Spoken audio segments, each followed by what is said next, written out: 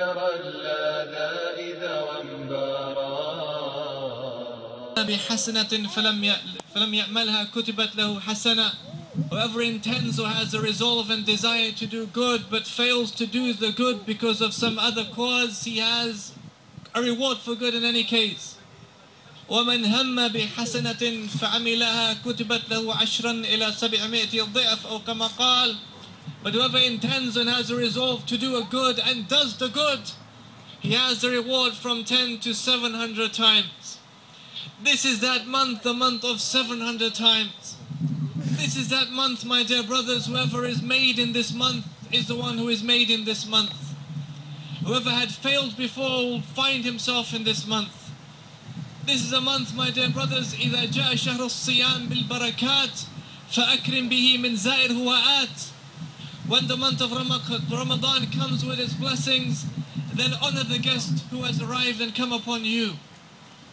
And so we welcome this month. We find ourselves in this month, my dear brothers, and we still have our brothers and sisters, not only those behind us, but those in Baghran, those in Abu Ghraib, those in Guantanamo Bay, still suffering.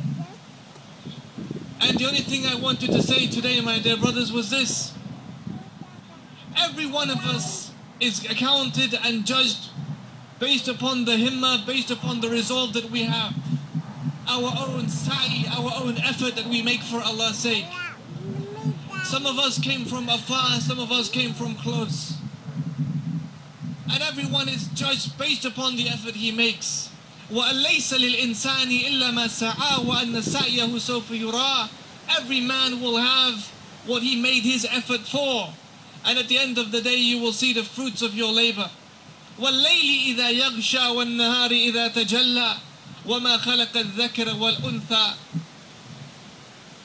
Allah swears by the day, swears by the night, swears by the creation of the male and the female. And Allah says, indeed your sa'i is shatta, your efforts are diverse. فَأَمَّا مَنْ أَعْطَى وَاتَّقَى وَصَدَّقَ بِالْحُسْنَى فَسَنُيَسِّرُهُ لِلْيُسْرَى. As for the one who spends from his pocket and gives in Allah's cause, and he has taqwa of Allah, Allah makes easy for him the way to paradise and in dunya and akhirah.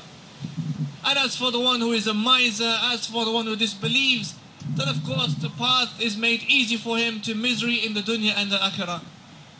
So we should remember that as a lesson in this month and a lesson outside of this month. We are judged based upon the efforts that we make for Allah's sake. The more effort we make, then by default the more reward by Allah's mercy we will all get. My dear brothers and sisters, one of the things that our Prophet emphasized so much, and our Lord in fact emphasized so much in his most noble book, was about the notion of dhulm, was about the notion of an injustice, about how wrong, how patently wrong an injustice actually is, by any scale and by any degree. Whether the injustice is one that is found in a home between a man and a wife, an injustice meted out against a wife, or even vice versa, an injustice meted out from a father against his child, or even vice versa. Any kind of injustice is a darkness. اتقوا ظلم فإن ظلم ظلمات يوم القيامة. Beware of an injustice, because it's a darkness on the day of judgment. But there is one kind of injustice unlike any other kind of injustice. The greatest injustice, of course, is that people make shirk against Allah subhanahu wa ta'ala. But there is another kind of injustice unlike any other kind of injustice.